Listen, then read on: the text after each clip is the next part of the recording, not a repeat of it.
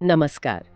आज हम एक ऐसी जगह की बात कर रहे हैं जहां कई दुनिया एक साथ बसती हैं। नेपाल। नेपाल के दो बिल्कुल अलग, शायद विपरीत ही कहा जाए, चेहरों को समझें। एक तरफ तो वो कमाल की खूबसूरती है जिसने सबको मोह रखा है, और दूसरी तरफ एक ऐसी सच्चाई है, काफी कठोर, जिस पर ज्यादा बात नहीं होती। जी। सोचिए ना, एक तरफ हिमालय की बर्फीली चोटियां, शांति, अध्यात्म, और ठीक उसी देश में गरीबी, मजबूरी और शोषण की कहानियां, दिल दुखाने वाली। हम्म। तो आइए इसी जानकारी को परत दर परत खोलते हैं, है ना? बिल्कुल।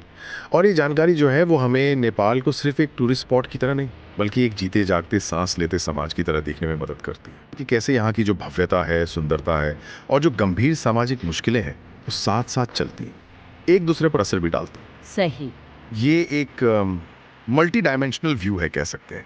तो फिर शुरुआत वहीं से करते हैं, जिसे स्रोत काला सच कह रहा है।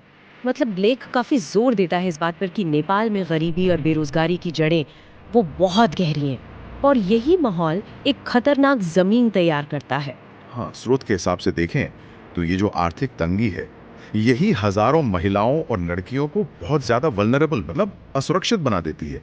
वो आसानी से, क्या कहते हैं, दलालों के, मानव तस्करों के जाल में फंस जाती हैं।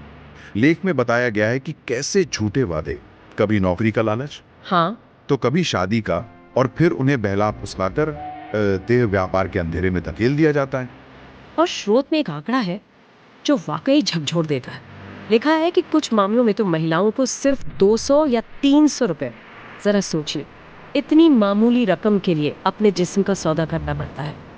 ये सिर्फ नंबर नहीं है, ये उस बेबसी का आलम है। जी। और ये समझना जरूरी है, जैसा स्रोत भी इशारा करता है, कि ये कोई मर्जी से चुना रास्ता नहीं है। ये मजबूरी है, भूख है, लाचारी है, परिवार पालने का दबाव, और कई बार तो सीधे सीधे अपराधियों का दबाव।